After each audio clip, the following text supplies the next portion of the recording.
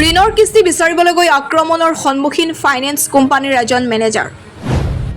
যোৰহাট মালপথৰ ৰান্ধনীজান গাঁৱত আজি পুৱা সংঘটিত হয় এই ঘটনা। আশীৰ্বাদ নামৰ ফাইনেন্স কোম্পানীৰ মেনেজাৰক গুৰুলাগুৰুকৈ প্ৰহাৰ কৰাৰ পাছত ডাইৰেক্ট ঘপীয়া হত্যাৰ অপচেষ্টা এজন ব্যক্তিৰ। আক্ৰমণকাৰী ব্যক্তিজন ৰান্ধনীজান গাঁৱৰ প্ৰাঞ্জল শইকীয়া বুলি জানিব পৰা গৈছে। আশীৰ্বাদ ফাইনেন্স কোম্পানীৰ মাহেকীয়া কিস্তি ২,৯৮০ টকা নিবলৈ আহোঁতে সংঘটিত হয় এই ঘটনা। ইতিমধ্যে ফাইনেন্স কোম্পানীৰ মেনেজাৰক এখন দা লৈ আক্ৰমণ কৰাৰ ভিডিঅ' সামাজিক মাধ্যমত প্ৰচাৰ হোৱাৰ পাছতে সৃষ্টি হৈছে তীব্ৰ চাঞ্চল্য।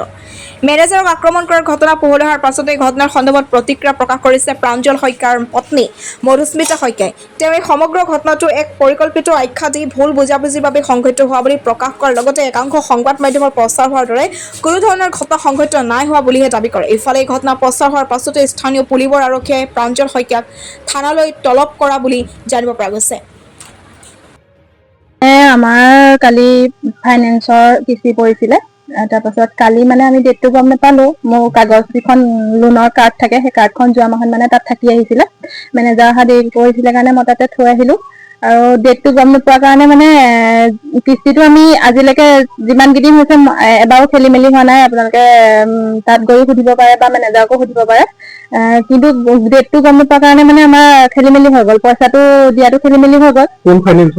আশীৰ্বাদৰ হয়। তাৰপাছত মেনেজাৰে ফোন কৰিলে তেতিয়া এওঁ পথাৰত আছিলে। মানে আমাৰ ট্ৰেক্টৰ আছে, ট্ৰেক্টৰে হাল বোৱাই আছিলে আৰু ট্ৰেক্টৰ ফচি গৈছিলে। মানে এনেও মাটি হাল বাই থাকিলে কেতিয়াবা ফচি যায়। ফচি গৈছিলে। এওঁ ক'লে যে মই 2টামান বজাত দিম, আপুনি মোক ফোন এটা কৰি দিব বা স্কেনাৰটো দি দিব, মই গুগল পে' কৰি হ'লেও দি দিম।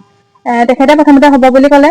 আৰু এনেও পথাৰত থাকিলে মানুহৰ খং এটা উঠিয়ে থাকে, ধৰক কাম কৰি থাকে। তেতিয়া বাৰে প্ৰতি ফোন কৰি আছিলে মানে তেখেতে। কল হিষ্টৰীও আছে কৰি থকা। যিজন মেনেজাৰ আহিছিলে কালি আমাৰ কিস্তি নিবলৈ, তেওঁ নতুনকে আহিছিলে। আগতে যিজন মেনেজাৰ আহে তেওঁ অহা নাছিলে। ফোন কৰি থকাৰ কাৰণে তেওঁলোকৰ মাজত ফোনত কিবা কিবি তৰ্কাতৰ্কি হৈছিলে, সেইখিনি মই নাজানো ভালকে। আৰু তেওঁ তেতিয়া আজি দিম বুলি ক'লে, মানে আজি লৈ যাবলৈ ক'লে ৰাতিপুৱা আহি পেলাই। তাৰপিছত তেওঁলোক ৰাতিপুৱা আহিলে, এওঁক লগ নাপালে। ট্ৰেক্টৰ যিহেতু ওলোৱা নাছিলে, আমাৰ কালি ৰাতি ট্ৰেক্টৰ তাতে থাকিলে, মাটিতে থাকিলে মানে পথাৰত।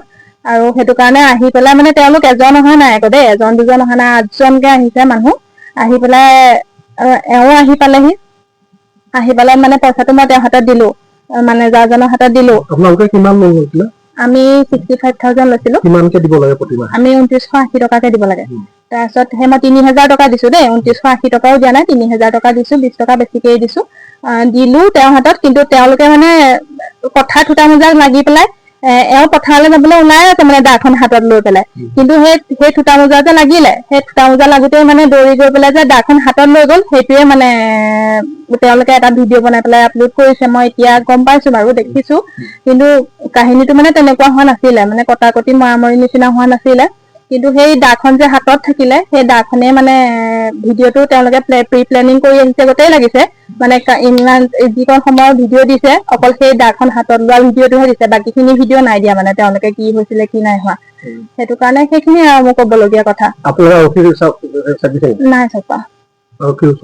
নাই যোৱা। মানে যাব লাগে বুলি ভবাই নাই, কাৰণ মই কিস্তি দিলোৱে অলৰেডি।